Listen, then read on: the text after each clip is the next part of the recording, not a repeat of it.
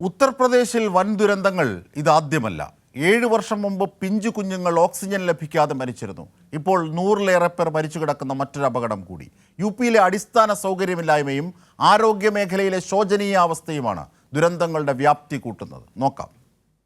UP രാജ്യത്തിന് തന്നെ മാതൃകയാണെന്ന് യോഗി സർക്കാരും കേന്ദ്ര സർക്കാരും അവകാശപ്പെടുമ്പോഴാണ് മറ്റൊരു ദുരന്തം കൂടി എത്തുന്നത്. ആൾദൈവം ഭോലെബാബയുടെ സത്സംഗിനിടെയുണ്ടായ ദുരന്തത്തിൽ മരിച്ചവർ 100-ലേറെ, കൂടുതലും സ്ത്രീകൾ. മതിയായ സൗകര്യങ്ങളില്ലാത്ത ചെറിയ പ്രദേശത്ത് ഉൾക്കൊള്ളാനാകുന്നതിലും അധികം പേർ ഒത്തുകൂടിയതും ആശുപത്രികളുടെ ശോചനീയാവസ്ഥയും മരണത്തിന്റെ വ്യാപ്തി കൂട്ടി. പരിപാടിക്ക് കൃത്യമായ ക്രമീകരണങ്ങൾ ഉണ്ടായിരുന്നില്ല. ട്രക്കുകളിൽ കുത്തിനിറച്ചാണ് പരിക്കേറ്റവരെ ആശുപത്രിയിൽ എത്തിച്ചത്. പരിക്കേറ്റവരെ കിടത്തിയത് ആശുപത്രി വരാന്തയിൽ. ഇറ്റ മെഡിക്കൽ കോളേജിലെ മോർച്ചറി നിറഞ്ഞതിനാൽ മൃതദേഹങ്ങൾ നിലത്താണ് കിടത്തിയത്. യുപിയിലെ ആശുപത്രികളിൽ ഇപ്പോഴും ആവശ്യത്തിന് ഡോക്ടർമാരില്ല, ആംബുലൻസുകളില്ല, ഓക്സിജൻ സിലിണ്ടറുകളില്ല. യോഗി ആദിത്യനാഥ് സർക്കാരിന്റെ ആരോഗ്യ മേഖലയിലെ പോരായ്മകൾക്ക് തെളിവാണ് ഹത്രസിലെ ദുരന്തം.